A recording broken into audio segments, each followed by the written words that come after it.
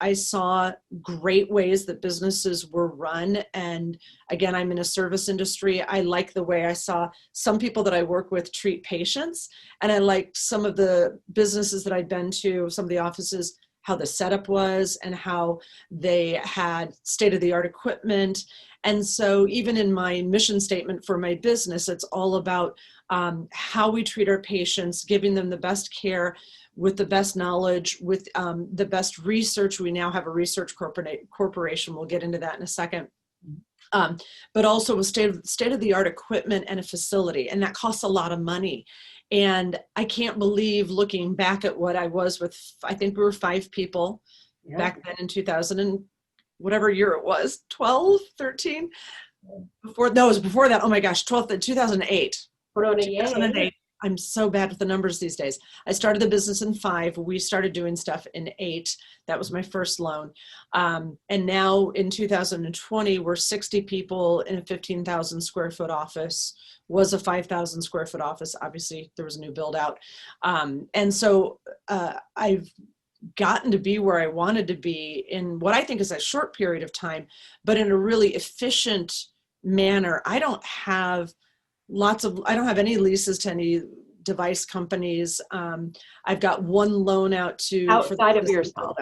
Outside of myself, yes. Sorry, right. Outside of me. Again, looping this money back in, and until this new build out that we did in 2019, which was a massive build out from the, again, there was nothing here. It was raw space build out. My 3rd time I've done this. I haven't had a loan out to anybody, and it's made me feel like amazing, because you just feel so free that you're not, debt obligations to other people besides yourself. Business owners, to give them support and that type of thing.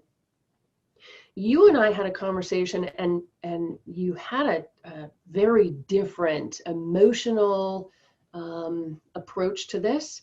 I don't want to lead the witness, but but you had shared with me, and you seem to have a whole lot of peace based on what you had already put in place. So can you share a little bit about that?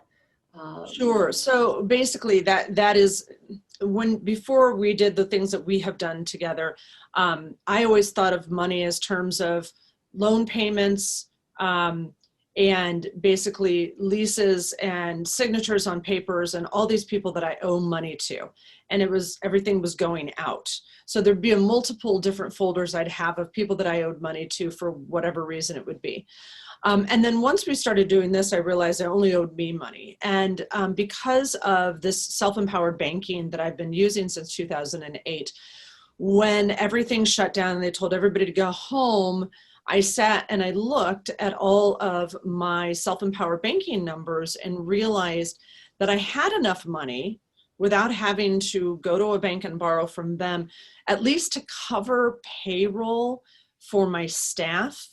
Not for me, because when you own the business, you don't pay yourself in these kind of times, but good times are coming ahead towards us. But I had enough money myself to pay my entire staff so that there wouldn't be a big issue, again, thinking that we would be back into full swing in a couple of months. And so turning out those numbers, looking at my money, looking at the money that my self-empowered banking had available to protect my company that I spent all this time and hard work and money building, was really great, because we didn't know what was going to happen on March 21st, 17th. They told pretty much everybody to go home. And then it was like, oh, now what? Because I don't want to let anybody go. I don't want to have to furlough anybody. I want to be able to pay them, because a lot of them can do things from home, and the other ones, it's not fair to not pay them. I really worry about them. They may be the only person in their household that has the job. They may just have had a child, something like that. So I was more worried about taking care of everybody else that is part of my business family.